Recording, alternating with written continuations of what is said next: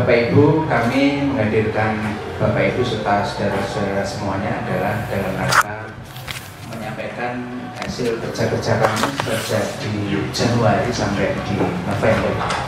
Karena memang ada tuntutan anggaran yang harus segera kami tutup buku, maka kami lakukan di akhir November. Walaupun nanti di situ masih ada beberapa kegiatan. Yang kedua, kami juga akan menyampaikan kesiapan kami di dalam menghadapi tahapan mahkota ya. Salah satu tahapan mahkota itu kan kampanye sama pemungutan dan penghitungan suaranya, mahkotanya kan gitu. Ya, nanti kami buka forum untuk kita santai saja berdialog, barangkali rekan media membutuhkan informasi-informasi yang diperlukan dalam rangka terkait dengan kepengawasan, sehingga keterbukaan informasi publik yang diharapkan oleh peraturan perundangan bisa kami penuhi. Selanjutnya, sebelum acara kita lanjutkan, kami mohon Pak Ketua PWI yang kami tuakan, kami mohon maaf karena tidak paham apa-apa saja teman-teman organisasi yang ada di media massa, khususnya di Rembang, sehingga nanti kami bisa diberitahu, misalkan ada PWI dan sebagainya, kami diberitahu. Baik, monggo Pak Musa untuk menyampaikan hal-hal, harapan atau apapun terkait dengan pemilu, kaitannya dengan tugas fungsi dari Bawaslu dan teman-teman di media yang akan mengawal pemilu 2024, dan barangkali apa yang bisa kita kerjasamakan untuk ke depan sehingga kegiatan pemilu khususnya di Kabupaten ini bisa berjalan dengan baik, lancar, dan semakin berkualitas.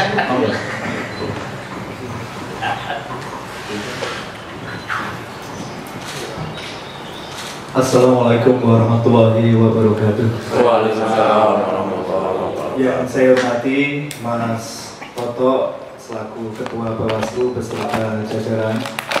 Kemudian yang saya banggakan rekan-rekan wartawan, baik media cetak, elektronik, kemudian media online yang tergabung di PWI maupun Ikatan Jurnalis Televisi Indonesia IJTI. Ada Mas Didin, Mas Udin, kemudian Mas Minan, Mas Arman itu dulu IJTI sama saya. Oh iya, Mas Vicky, Mas Arman dulu IJTI sama saya Pak. Tapi karena di IJTI itu harus disuruh memilih salah satu, IJTI atau PWI gitu, akhirnya saya di pendaratan terakhir berlaku di PWI. Syukur alhamdulillah kita masih mendapatkan limpahan berkah kesehatan sehingga bisa berkumpul dalam kegiatan silaturahmi dengan jajaran Bawaslu menghadapi pemilu 2024. Jadi kalau tidak ada kegiatan Bawaslu, mungkin saya tidak ketemu dengan Mas Udin. Jadi pertemuan pada pagi hari ini mempersatukan umat wartawan di Kabupaten Rembang. Tepuk tangan dulu untuk Bawaslu. Jadi saya mewakili teman-teman, Mas Toto dan jajaran Bawaslu menyampaikan terima kasih atas ruang dan waktu yang sudah disediakan. Termasuk Mbak Uni dari Radio Pop FM, mungkin sudah 70 tahun ya Mbak.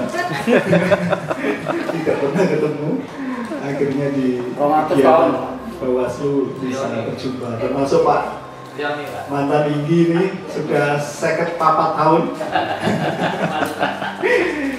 Ikut zaman. Ya, yang penting sehat Mas Dargi. Alhamdulillah. Ya, kemarin saya sempat komunikasi dengan Mas Toto. Pertemuan pada pagi hari ini santai. Saya diminta untuk memberikan sedikit paparan soal kira-kira kemitraan antara wartawan dan Bawaslu itu akan seperti apa nanti khususnya menghadapi pemilu 2024. Biasanya kalau saya pegang mikrofon itu Mas Miftah selalu bilang gini Mas sampean gak usah sambutan, pasti yang sambutan anfaedah, tidak ada manfaatnya gitu. Tapi ini saya kemarin coba membuat PowerPoint, tapi nggak ada layarnya. Saya membuat PowerPoint, jadi persiapan saya terstruktur, terencana dan masif, Mas. Kayak kampanye bahasa. Jadi jangan disepelekan, ini anfaedah ya. Kira-kira apa sih yang dibutuhkan teman-teman wartawan terkait dengan potensi pemberitaan di pemilu 2024 nanti? Ini nanti kalau ada kurang-kurangnya, Mas Randy, Mas Vicky, dan semua teman-teman bisa melengkapi. Ya. Ada 8 saya kira pemetaan yang kemarin saya angen-angen itu, kira-kira sih diberita konco-konco ki apa gitu. Jadi yang pertama terkait dengan logistik pemilu. Ini pasti menjadi sorotan teman-teman, apalagi ketika ada kejadian yang menonjol. Lebih-lebih saat ini musim penghujan, Mas. Dulu itu pernah pilkada apa ya Mas ya? Yang surat suara kehujanan bunganya itu di Kaliori ya? Iya, akhirnya dikipas angini, kemudian dijemur sampai seperti itu sehingga menjadi komoditas pemberitaan tingkat nasional. Sebenarnya antara wartawan dan Bawaslu ini kan tupoksinya hampir-hampir sama lah ya Mas. Sama-sama berada di lapangan, sama-sama mencari data, mengawasi dan lain sebagainya. Jadi logistik pemilu ini yang pertama pasti akan menjadi sorotan teman-teman. Kemudian yang kedua, serba-serbi kampanye. Serba-serbi kampanye ini rata-rata Mas, kalau teman-teman wartawan selalu mencari sisi unik, sisi-sisi yang menarik. Dulu saya ingat itu pernah liputan seorang caleg kampanye di lokalisasi Kaliuntung. Nah, itu saya prioritaskan, meskipun ada agenda liputan yang lain, itu tetap yang utama. Jadi caleg masuk ke lokalisasi Kaliuntung, kemudian membagikan pamflet, kemudian alat bahan-bahan kampanye itu kepada wanita pekerja seks komersial PSK di sana. Kemudian kemarin sempat saya lihat juga di Kabupaten Semarang ada caleg yang menampilkan gambarnya sampai berapa 18 wajah gitu ya, di kotak-kotak kecil tapi dengan berbagai penampilan yang berbeda. Nah, sejauh ini yang saya amati di Kabupaten Rembang kok belum ada yang unik-unik gitu. Saya hanya satu itu lihat baliho sing rada menyedot perhatian saya di pinggir jalur Pantura, kakak ada di sini dek. Hanya itu, mungkin nanti seiring berjalannya waktu bisa jadi ada caleg-caleg yang mempunyai ide menarik. Biasanya teman-teman TV itu nyuruh atau mendorong caleg-caleg yang sekiranya bisa menampilkan sesuatu yang beda. Misalnya Mas Winan atau Mas Udin nanti konsep caleg sopo gitu, dipacai Bagong misalnya di lampu Bangjo perempatan Jeni bisa tampil sehingga bisa pakai Bagong gitu kan bagus Mas. Atau mungkin kemasan-kemasan lain yang sekiranya bisa menjadi komoditas berita yang menarik. Yang ketiga terkait netralitas ASN. Nah ini jauh sebelum kampanye kelihatannya Mas ya. Bawaslu sudah menangani cukup banyak oknum guru di Kabupaten Rembang yang sudah diputus Mas ya. Sudah diputus bahwa tidak netral. Ya. Yeah. Kemudian mendapatkan sanksi, tapi sayangnya sanksinya itu kalau bagi masyarakat awam gak mudeng Mas. Itu model seperti apa kalau ada sanksi pernyataan moral gitu ya? Terbuka, tertutup. Nah, itu bagi masyarakat tahunya ya diberhentikan gajinya misalnya atau dipotong gajinya atau kemudian ditunda kepangkatannya secara berkala seperti itu. Tapi oke lah, nanti mungkin Mas Toto bisa menjelaskan soal netralitas ASN serta konsekuensi sanksi ketika melakukan pelanggaran.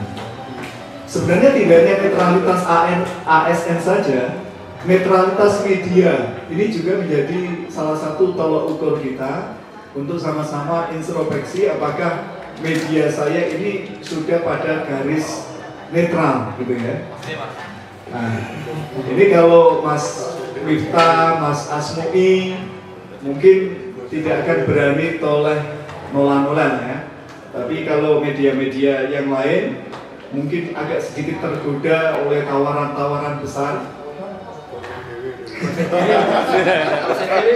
Termasuk MNC Group. Berarti MNC kalau Metro.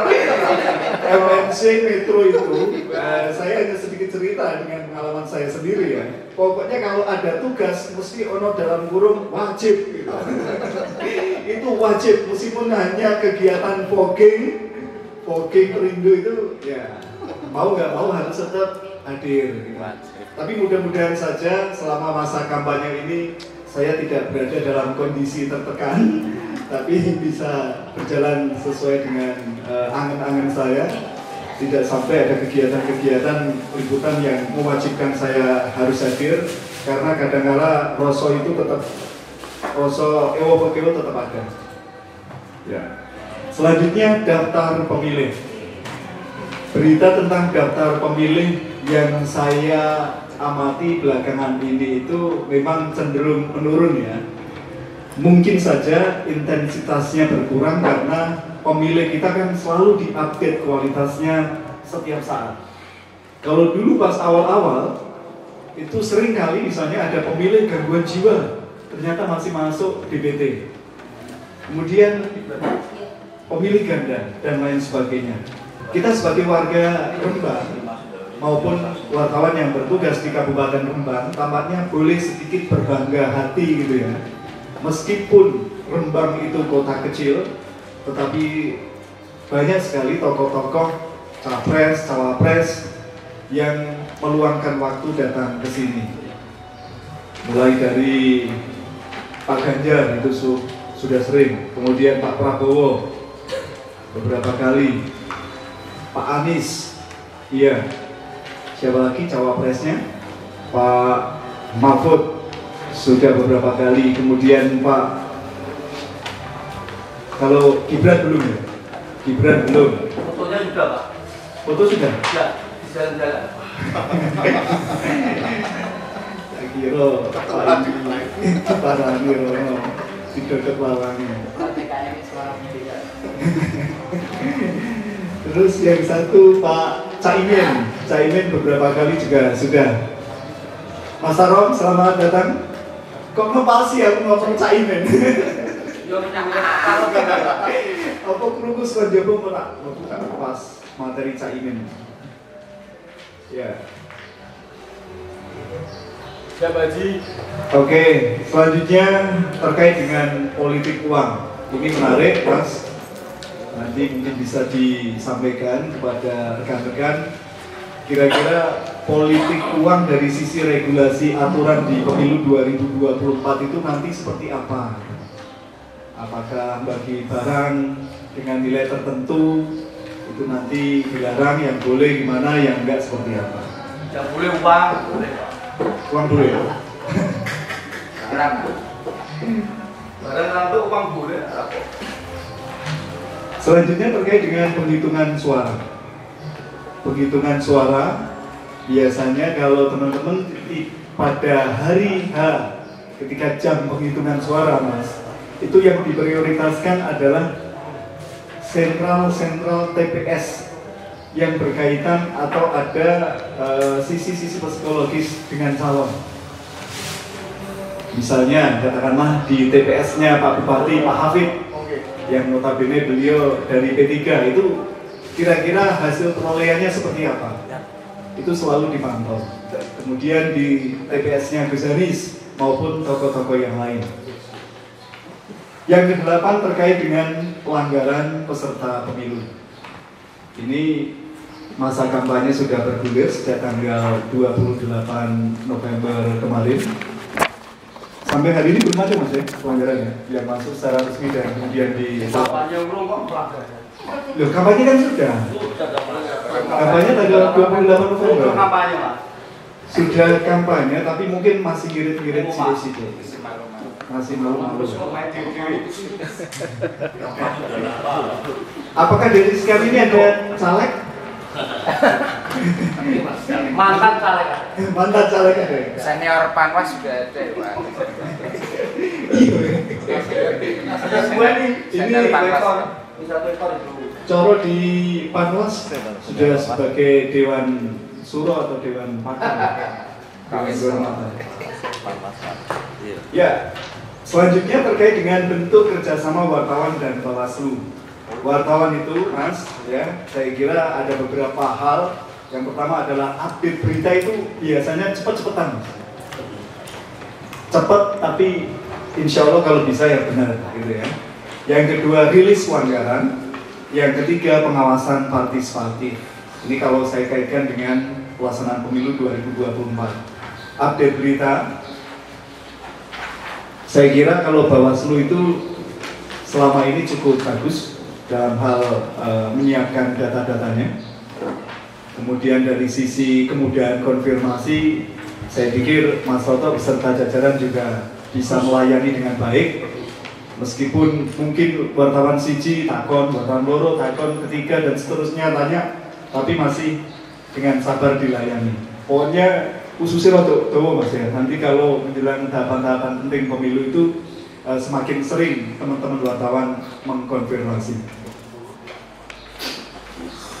Sementara untuk rilis pelanggaran, Mas, rilis pelanggaran seandainya nanti ada kejadian-kejadian atau pelanggaran yang menonjol, mohon sekiranya ini bisa diantisipasi dengan melaksanakan jumpa pers, atau kalau memang itu tidak bisa dilakukan, bisa dengan memampang di websitenya atau pakai sistem rilis, Mas, daripada nanti teman-teman TV itu kangelan mencari video, Mas.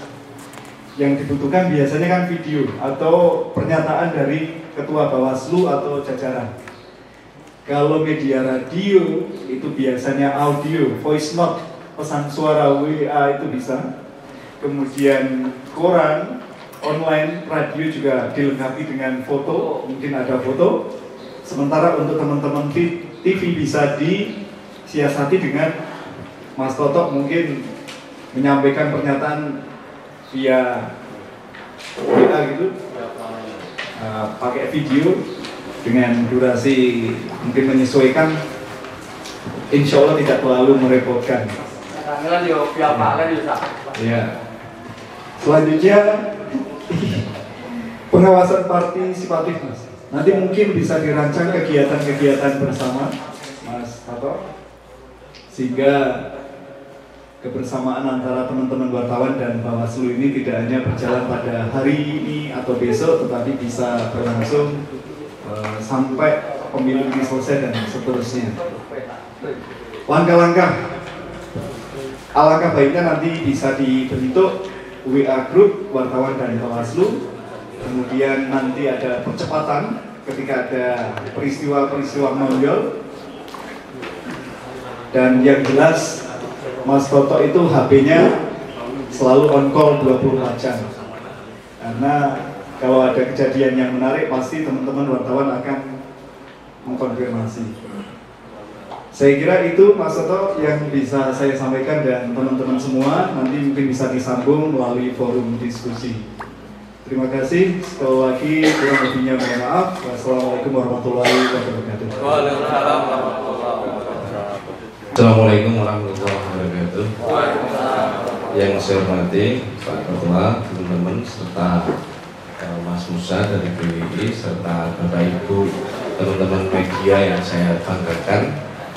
Perkenalkan saya Mutakin di Bawaslu, kebetulan saya divisi dapur ya Bapak Ibu, jadi SDM, organisasi dan ketambahan diklat. Jadi konsepnya Bawaslu sekarang punya diklat, walaupun belum banyak kegiatan tapi nanti akan coba saya sampaikan. Berikutnya juga karena Bawaslu sejak 2022 itu konsepnya semuanya adalah pengawas. Kalau pada periode pertama, jadi Bawaslu Kabupaten Rembang itu umurnya baru periode kedua ini, jadi baru sejak 2018. Yang periode pertama pengawasan itu terpusat di satu divisi, namanya divisi pengawasan. Kalau untuk periode kedua ini tata kerja kita semuanya adalah pengawas, sehingga masing-masing dari kita divisi apapun itu punya tugas atau sebagai PIC pengawasan. Kebetulan saya di SDM itu pengawasan logistik dan penetapan calon terpilih. Jadi tadi yang disampaikan Mas Musa ada 8 item yang menjadi hal-hal menarik. Ternyata yang pertama logistik, memang hari ini kondisinya kita sedang pengawasan langsung kaitannya dengan logistik. Kita ketahui bersama bahwa di KPU ada 2 gelombang logistik tahap 1 dan logistik tahap 2. Dan hari ini baru saja kita melakukan laporan terselesainya logistik tahap 1. Sebagaimana yang dalam surat edaran KPU itu, logistik tahap 1 itu selesai tanggal 23 November. Dan alhamdulillah Rembang untuk semua logistik di tahap 1 itu lunas sampai di gudang KPU. Karena ada beberapa kabupaten yang hari ini berapa logistik tahap 1-nya ada yang proses, ada yang dikirim kurang dan sebagainya. Untuk Rembang dapat saya sampaikan untuk tahap 1 ini diterima semua oleh KPU. Semua logistik itu penting, tetapi tahap 2 ini adalah yang paling penting menurut kacamata kami. Karena di logistik tahap 2 ini terdapat susur atau surat suara, dan ini akan menjadi hal yang paling penting daripada logistik itu sendiri. Rencananya di bulan depan Bawaslu juga akan melakukan pengawasan langsung ke pabrik penyedia. Jadi kami sudah mendapatkan beberapa lokasi pabrik penyedia. Karena ada beberapa untuk logistik pemilu kali ini, perbedaannya dengan pemilu 2019, hari ini dibagi 3 penyedia, 3 pengadaannya di tingkat RI, provinsi, dan kabupaten. Misalnya surat suara yang diadakan oleh provinsi itu kan hanya untuk DPR RI dan Presiden. Selebihnya oleh KPU Kabupaten Rembang. Hal-hal seperti itu kita pastikan, karena Bapak Ibu kita ketahui bersama kalau logistik itu di dalam aturannya itu sampai H-1 coblosan. Tapi bukan berarti terus kita hari ini itu masih panjang, masih lama dari H-1, karena di situ ada proses dan sebagainya. Itu mungkin sedikit terkait yang saya sampaikan terkait pengawasan yang ada di PIC saya. Dan untuk yang menjadi tugas atau capaian Bawaslu yang paling tidak setahun ini, Bapak Ibu semuanya detailnya bisa nanti baca dalam paper yang kami bagikan.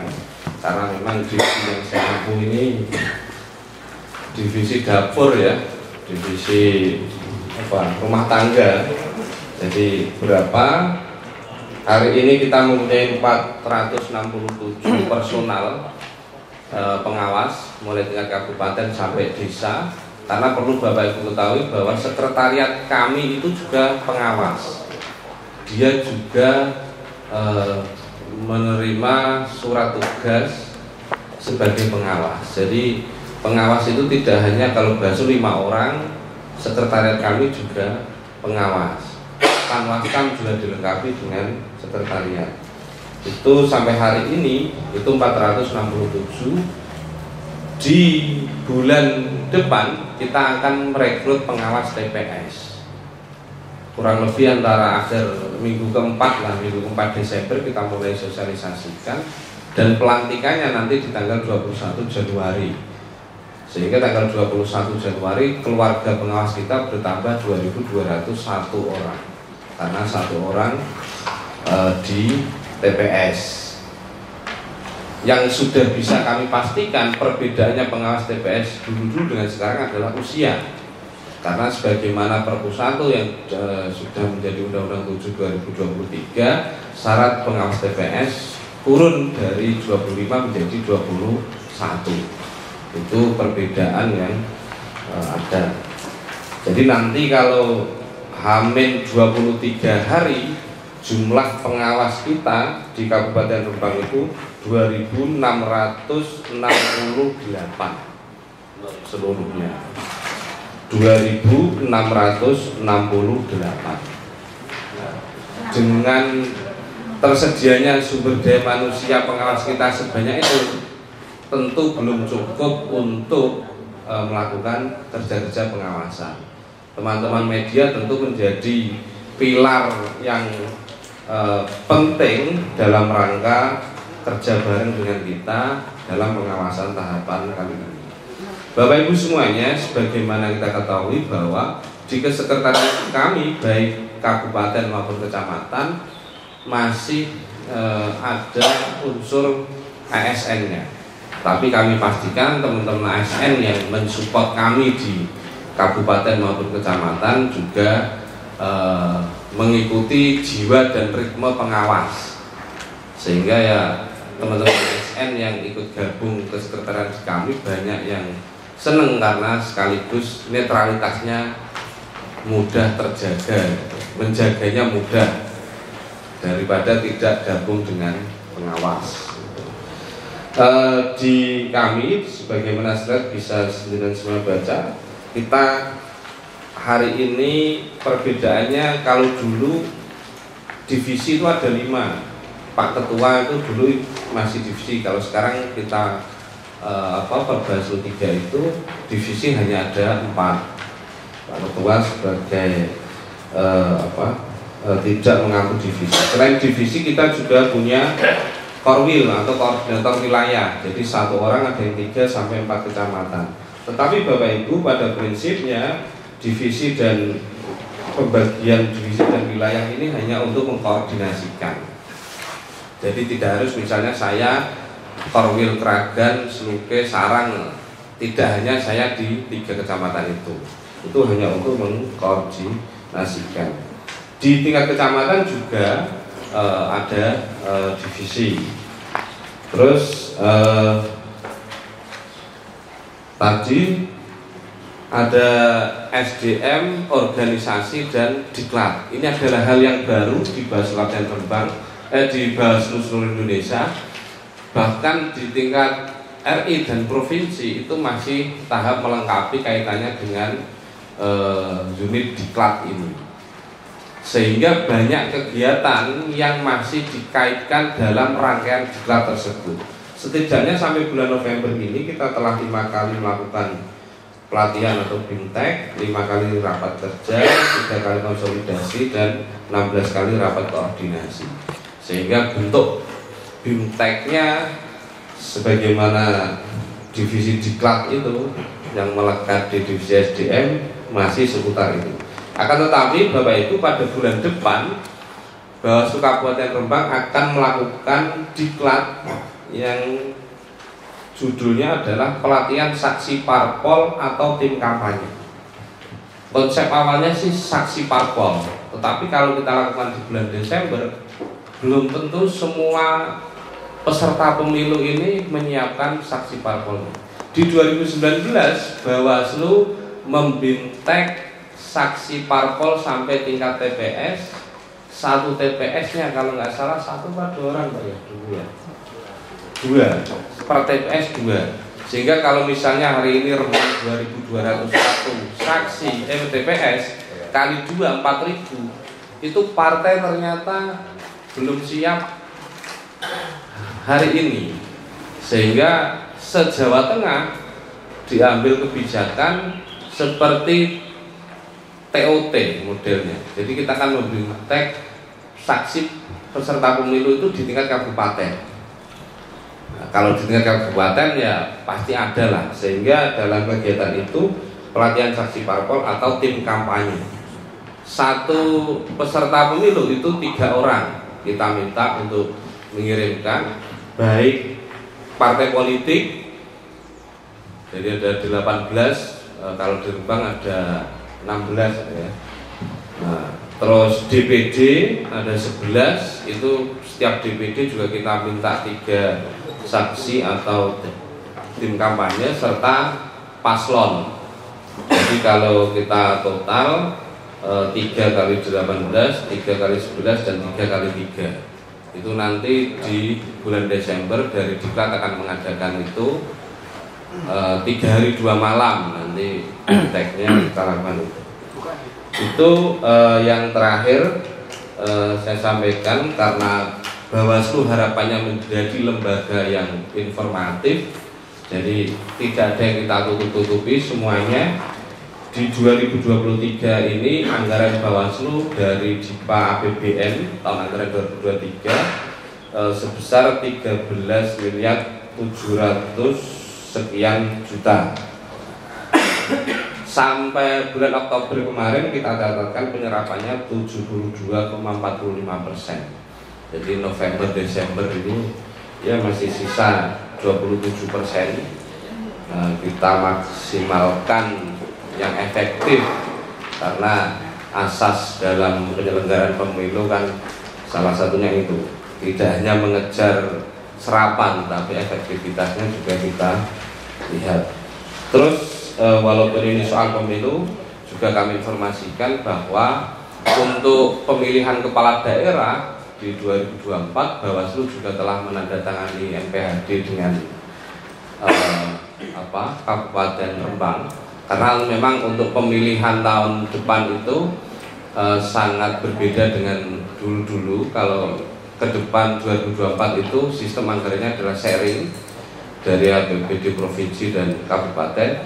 Untuk kabupaten kemarin tanggal 10 November kita menandatangani NPHD sebesar 6 miliar dan telah diterima oleh Bawaslu pada tanggal 28 November kemarin 40%, karena memang diaturannya 14 hari setelah penandatanganan itu Pemda harus menyediakan 40% dan maksimal 5 bulan sebelum coblosan itu harus memberikan 60% sisanya. Nah, itu aturan Mendagri sendiri, jadi bukan Bawaslu yang minta. Terus kita nggak peduli kondisi keuangan, ya aturannya begitu. Walaupun sama sekali belum kita sentuh karena memang tahapan pemilihan kepala daerah belum, PKPU tahapannya belum ada dan kapan dimulainya.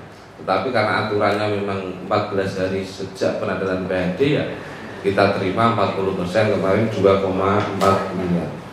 Itu ya Bapak Ibu, mungkin karena ini terkait rumah tangga, menarik tidak menarik ya perlu saya sampaikan semuanya. Saya istiqomah di divisi SDM baik periode pertama maupun periode ini kebetulan masih di divisi SDM. Itu dari saya, kurang lebihnya mohon maaf. Assalamualaikum warahmatullahi wabarakatuh. Atau mohon Pak Kodim, Pak Baik singkat monggo disampaikan, nanti pertanyaan kok ngan mawon. Pakai ini kamu pasti batasi singkat. Siapa tahu kan kerjaan Karena Pak Ketua paham nanti sebentar lagi saya harus ke Klaten. ini mau meliput berita juga. Oke, terima kasih. Assalamualaikum warahmatullahi wabarakatuh. Bismillah, alhamdulillah, wala haula wala quwata illa billah, amma ba'dah. Yang kami hormati Ketua Bawaslu Kabupaten Rembang, Pak Toto, beserta jajaran pimpinan Mas Mutakin. Yang kami hormati Ketua PWI Mas Musa beserta seluruh rekan-rekan pers media. Jadi suasana hari ini itu mengobati kerinduan saya. Saya dulu pernah berproses belajar untuk menjadi wartawan dulu. Saya pernah aktif di Harian Jateng online, Harian Semarang, terus Warta Wirausaha. Pas posisi pada saat itu saya masih menjadi mahasiswa. Jadi ya ini mengobati kerinduan saya. Terima kasih teman-teman sudah berkenan hadir rawuh pada kesempatan kali ini. Perkenalkan, nama saya Muhammad Bayanul Lail.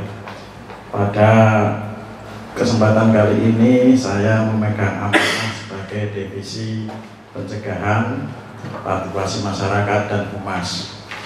Langsung saja karena waktunya sangat terbatas, kami sampaikan kalau dalam istilah medis itu ada mencegah lebih baik daripada mengobati, maka kami juga punya istilah mencegah lebih baik daripada menindak. Nah, maka upaya-upaya pencegahan itu kita masifkan, kerja-kerja pencegahan terhadap potensi-potensi kemungkinan terjadi pelanggaran itu kita masifkan supaya tidak terjadi hal-hal yang nanti berpotensi pada pelanggaran-pelanggaran pemilu 2024. Nah, adapun kerja pencegahan yang sudah kami lakukan baik di jajaran Bawaslu Kabupaten Rembang beserta seluruh jajaran ad hoc di tingkat kecamatan dan BKD di tingkat desa atau kelurahan, data kerja pencegahan kita sampai pada bulan November minggu kemarin itu sudah mencapai angka 6.841 upaya pencegahan yang kami lakukan.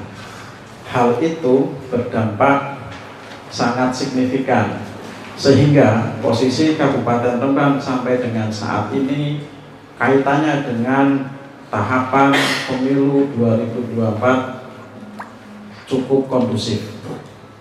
Terus kemudian ada pun beberapa kerja-kerja pencegahan yang kami lakukan, yaitu kami membuat surat imbauan baik kepada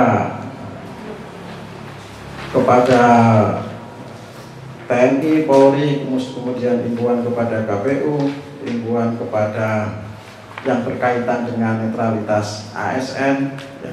Hal-hal yang berkaitan dengan pencegahan itu kami lakukan. Terus kemudian